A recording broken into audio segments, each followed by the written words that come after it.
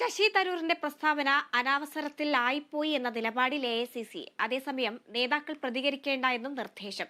കോൺഗ്രസിനെ രാഷ്ട്രീയമായി നേരിടാനുള്ള ആയുധമാണ് മുഖ്യമന്ത്രിയും CPIM-ഉം കാണുന്നത്. വിവരങ്ങളുമായി ബിനോയ് ചേരുന്നുണ്ട്.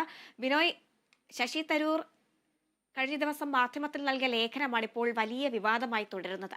ഇപ്പോൾ കോൺഗ്രസ് നേതാക്കൾ അടക്കം നിരവധി പേർ ഇതിനെ എതിർപ്പറിയിച്ച് മുന്നോട്ട് വരുന്ന ഒരു സാഹചര്യമാണ്. രമേശ് ചെന്നിത്തല അടക്കം ഇന്നലെ കഴിഞ്ഞ ദിവസം പ്രതികരിക്കുകയുണ്ടായി. എന്താണ് കൂടുതൽ വിവരങ്ങൾ?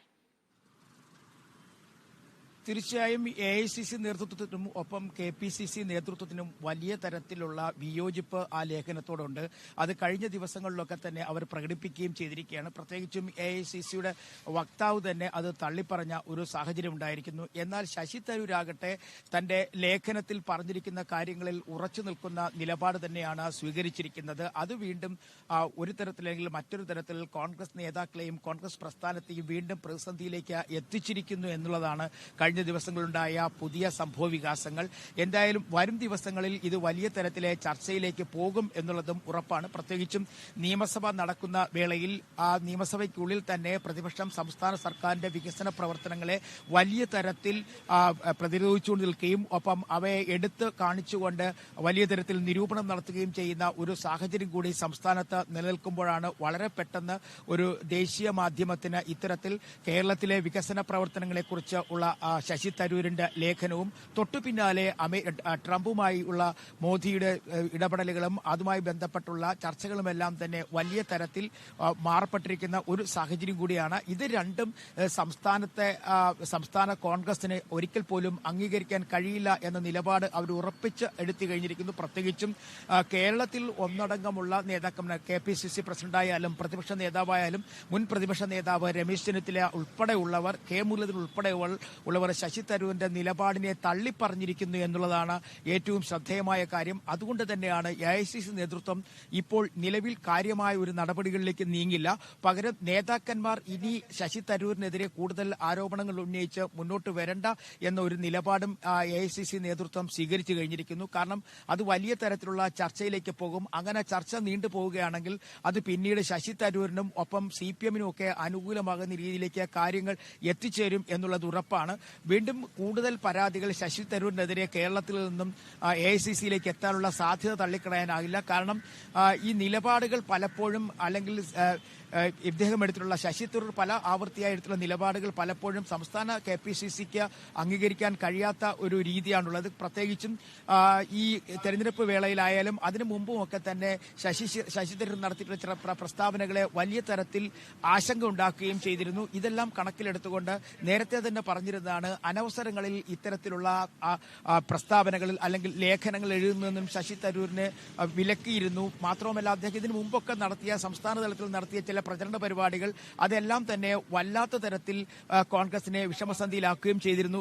നിലവിൽ കേരള രാഷ്ട്രീയത്തിൽ CPM-ന് അനുകൂലമായ ഒരു സാഹചര്യം ലഭ്യമായിരിക്കുന്നു. പ്രത്യേകിച്ചും കോൺഗ്രസ് നേതാക്കന്മാരും MLA-മാരും അടങ്ങുന്ന സംഘം CPM-ന്റെ വികസന പ്രവർത്തനങ്ങൾ കാര്യമായ ഒരു പുരോഗതിയും സംസ്ഥാനത്തുണ്ടാകുന്നില്ല എന്ന തരത്തിൽ നിയമസഭയ്ക്ക് അകത്തും പുറത്തും സംസ്ഥാനത്തെ പ്രസംഗവേദികളിലെല്ലാം തന്നെ ഉച്ചസ്വരം വിളിച്ചു പറഞ്ഞുകൊണ്ടിരിക്കുന്ന ഒരു സാഹചര്യത്തിൽ അവരുടെ പക്കലുള്ള അവരുടെ ഏറ്റവും വലിയ നേതാവായ കോൺഗ്രസിന്റെ ഏറ്റവും പ്രമുഖനായ നേതാവായ വിശ്വപൗരൻ എന്നുപോലും അദ്ദേഹത്തെ അറിയപ്പെടുന്ന ശശി തരൂർ തന്നെ സംസ്ഥാന സർക്കാരിന്റെ വികസന പ്രവർത്തനങ്ങളെ പ്രകീർത്തിച്ചുകൊണ്ട് ലേഖനം എഴുതിയിരിക്കുന്നു എന്നുള്ളത് ഈ നിലവിലെ സാഹചര്യത്തിൽ വലിയ തരത്തിലുള്ള ഒരു വെല്ലുവിളി കോൺഗ്രസിന് ഉയർത്തിയിരിക്കുന്നു എന്നുള്ളത് യാഥാർത്ഥ്യമാണ്. ആ യാഥാർത്ഥ്യം ഉൾക്കൊണ്ടുകൊണ്ട് ഇനി എങ്ങനെയായിരിക്കും പാർട്ടി മുന്നോട്ട് പോകേണ്ടത് എന്നുള്ള കാര്യങ്ങളെക്കുറിച്ചുള്ള ചർച്ചയിലേക്ക് KPCC നേതൃത്വം കടന്നിരിക്കുന്നു എന്നുള്ളതാണ് നമുക്ക് മനസ്സിലാക്കാൻ കഴിയുന്നത്. CPM ആകട്ടെ അവർക്ക് കിട്ടിയ അവസരം നന്നായി മുതലെടുക്കാൻ തീരുമാനിച്ചിരിക്കുന്നു. പ്രത്യേകിച്ചും കഴിഞ്ഞ ദിവസങ്ങളിൽ തന്നെ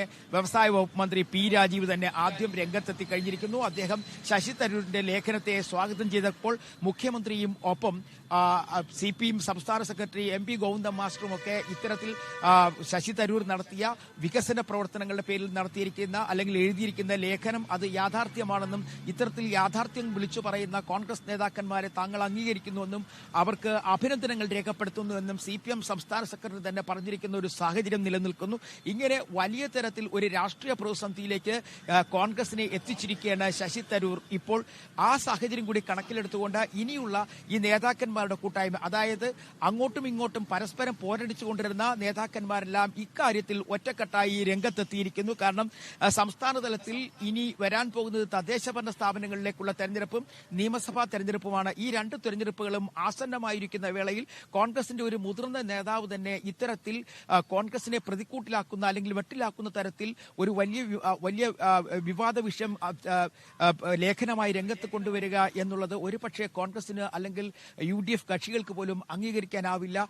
ഇത്തരത്തിൽ ഈ പ്രതിസന്ധികൾ നേരത്തെയും ശശി തരൂരിന്റെ ഭാഗത്തുനിന്നുണ്ടായിട്ടുണ്ട്. ആ സാഹചര്യങ്ങളിലൊക്കെ തന്നെ മുസ്ലിം ലീഗ് ഉൾപ്പെടെയുള്ള രാഷ്ട്രീയ പാർട്ടികൾ ഇടപെട്ട് പ്രശ്നങ്ങൾ പരിഹരിക്കാൻ ശ്രമിച്ചിരുന്നു. ഇത്തവണ അതിനേക്കാൾ ഒരു പടി കൂടി മുന്നോട്ടേക്ക് ശശി തരൂർ പോയിരിക്കുന്നു എന്നുള്ളതാണ് ഈ പ്രതിസന്ധിയുടെ കാര്യത്തിൽ പറയേണ്ടത്. കാരണം നമ്മൾ നിയമസഭാ സമ്മേളനങ്ങളിലൊക്കെ കണ്ടതാണ് സംസ്ഥാന സർക്കാരിന്റെ ഭാഗത്ത് നിന്ന് വലിയ തരത്തിലുള്ള വികസന മുരടിപ്പ് ഉണ്ടാകുന്നു. മാത്രവുമല്ല കണക്ക് വിട്ടുള്ള ചിലവ് അല്ലെങ്കിൽ അപ്രതീക്ഷിതമായ തലത്തിലുള്ള ചിലവുകൾ നടത്തുന്നു. സംസ്ഥാന സർക്കാരിന് വരവില്ല, അതുപോലെ തന്നെ വ്യവസായ മേഖലയിൽ നിന്ന് കാര്യമായ പുരോഗതിയില്ല എന്നൊക്കെ നിയമസഭയ്ക്ക് പുറത്തുമൊക്കെ MLA-മാരും കോൺഗ്രസ് നേതാക്കന്മാരും പറഞ്ഞുകൊണ്ടിരിക്കുന്ന സമയത്താണ് ഇത്തരത്തിൽ ഒരു തലോടലായി ശശി തരൂരിന്റെ ലേഖനമെത്തുന്നത്. ആ തലോടലിനെ കൃത്യമായ ഭാഷയിൽ CPM സ്വീകരിച്ചിരിക്കുന്നു എന്നുള്ളതാണ് നമുക്ക് എടുത്തു പറയേണ്ട മറ്റൊരു കാര്യം. എന്തായാലും വരും ദിവസങ്ങളിൽ വലിയ തരത്തിലുള്ള രാഷ്ട്രീയ ചർച്ചയിലേക്ക് കാര്യങ്ങൾ നീങ്ങും എന്നുള്ളത് ഉറപ്പാണ്. അത് മനസ്സിലാക്കിക്കൊണ്ട് തന്നെയാണ് ശശി തരൂരും മുന്നോട്ട് പോകുന്നത്. എന്നാൽ ശശി തരൂർ ഈ ലേഖനത്തിൽ ഉറച്ചു നിൽക്കുന്നു എങ്കിൽ തന്നെയും മറ്റു രാഷ്ട്രീയ തരത്തിലുള്ള അദ്ദേഹത്തിനെതിരെ നടത്തിയ ആക്രമണങ്ങൾക്കെതിരെയോ അല്ലെങ്കിൽ പാർട്ടിക്കകത്ത് ഉരുണ്ടുകൂടിയിരിക്കുന്ന ഇപ്പോഴത്തെ സാഹചര്യങ്ങളെക്കുറിച്ചോ ഒന്നും തന്നെ അദ്ദേഹം പ്രതികരിക്കാൻ തയ്യാറായിട്ടില്ല. അദ്ദേഹം ഇന്നലെയും എടുത്തു പറഞ്ഞത് തന്റെ നിലപാടിതാണ്. വികസന പ്രവർത്തനങ്ങളിലേക്ക് എത്തുമ്പോൾ അവിടെ രാഷ്ട്രീയം പാടില്ല, രാഷ്ട്രീയത്തിനപ്പുറത്തോട്ട് എല്ലാവരും ഒരുമിച്ച് നിന്നുകൊണ്ട് ഒരു സംസ്ഥാനത്തെയോ ഒരു രാജ്യത്തെയോ വികസനത്തിലേക്ക് മുന്നോട്ട് നയിക്കുക എന്നുള്ളതാണ് ഒരു രാഷ്ട്രീയ പ്രവർത്തകന്റെ രീതി അല്ലെങ്കിൽ അവരുടെ കർത്തവ്യം എന്ന തരത്തിൽ അദ്ദേഹം പറഞ്ഞു വെക്കുന്നു. അതിനപ്പുറത്തേക്ക് മറ്റു രാഷ്ട്രീയ മാനങ്ങളിലേക്ക് കടക്കാൻ ശശി തരൂരും തയ്യാറായിട്ടില്ല. അങ്ങനെ വിവിധ തരത്തിലുള്ള ആക്രമണങ്ങൾ വിവിധ മേഖലകളിൽ നിന്നും രാഷ്ട്രീയപരമായി ശശി തരൂരിനെതിരെ ഉണ്ടായിക്കൊണ്ടിരിക്കുന്നെങ്കിൽ പോലും അദ്ദേഹം ഒരു കാരണവശാലും തന്റെ ലേഖനത്തിൽ നിന്നും ഒരുപടി മുന്നോട്ട് പോകാൻ തയ്യാറാകുന്നില്ല. ഒപ്പം ആ ലേഖനത്തെ വളച്ചടിക്കാനോ ആ ലേഖനത്തിൽ പറഞ്ഞ കാര്യങ്ങളിൽ നിന്ന് പിന്മാറാനോ തയ്യാറായിട്ടില്ല. നിലവിൽ ഇത്തരത്തിൽ ഈ ലേഖനവുമായി അല്ലെങ്കിൽ ഈ ലേഖനത്തിൽ ഉറച്ചു നിൽക്കുന്ന സാഹചര്യത്തിൽ കോൺഗ്രസിന് പല തലങ്ങളിൽ പല മേഖലകളിലൊക്കെ വല്ലാതെ ഉയർപ്പൊഴുക്കേണ്ടി വരും, പ്രത്യേകിച്ചും മറുപടി നൽകുന്ന കാര്യത്തിൽ. അങ്ങനെ വരുമ്പോഴേക്കും ശശി തരൂരിനോട് ഒരു പക്ഷേ AICC വിസ്തീർണം ചോദിക്കാനുള്ള സാധ്യത നമുക്ക് തള്ളിക്കളയാനാകില്ല. കാരണം കോൺഗ്രസിനെയും ഒപ്പം കോൺഗ്രസിന്റെ നിയമസഭാ സാമാജികരെയും പാർലമെന്റ് അംഗങ്ങളെയും ഒക്കെ തന്നെ പ്രതിക്കൂട്ടിലാക്കുന്ന തരത്തിലേക്കാണ് കാര്യങ്ങൾ എത്തിച്ചിരിക്കുന്നത്. പ്രത്യേകിച്ചും ട്രംപ് മോദി കൂടിക്കാഴ്ചയും അവിടെ നിന്നും അനധികൃത കുടിയേറ്റക്കാരെ ഇന്ത്യയിലേക്ക് കൊണ്ടുവരുന്നതുമായി ബന്ധപ്പെട്ട നിലപാടുകളിലും ഒക്കെ തന്നെ വലിയ തരത്തിലുള്ള വിയോജിപ്പ് കോൺഗ്രസ് രേഖപ്പെടുത്തിക്കൊണ്ടിരിക്കുന്ന ഒരു സാഹചര്യത്തിലാണ് ആ കൂടിക്കാഴ്ചയെ പോലും വലിയ തലത്തിൽ അദ്ദേഹം എടുത്തു പറയുകയും അത് നല്ലൊരു കാര്യമാണെന്നും അത് വികസനത്തിന് വഴിവെക്കും എന്നൊക്കെ പറയുന്നത്. അങ്ങനെ നോക്കുമ്പോൾ ദേശീയ തലത്തിലും സംസ്ഥാന തലത്തിലും കോൺഗ്രസ് ആരെയൊക്കെ എതിർക്കുന്നുവോ ആ എതിർക്കുന്ന കക്ഷികളെ വലിയ തരത്തിൽ സഹായിക്കുന്ന ഒരു നിലപാട് ശശി തരൂരിന്റെ ഭാഗത്തുനിന്നും ലേഖന രൂപേണ എത്തി എന്നുള്ളത് കോൺഗ്രസിന് വലിയ തരത്തിലുള്ള വെല്ലുവിളി തന്നെയാണ്. ഹരിത, ശരി, വിവരങ്ങളാണ് D. ബിനോയ് നൽകിയത്.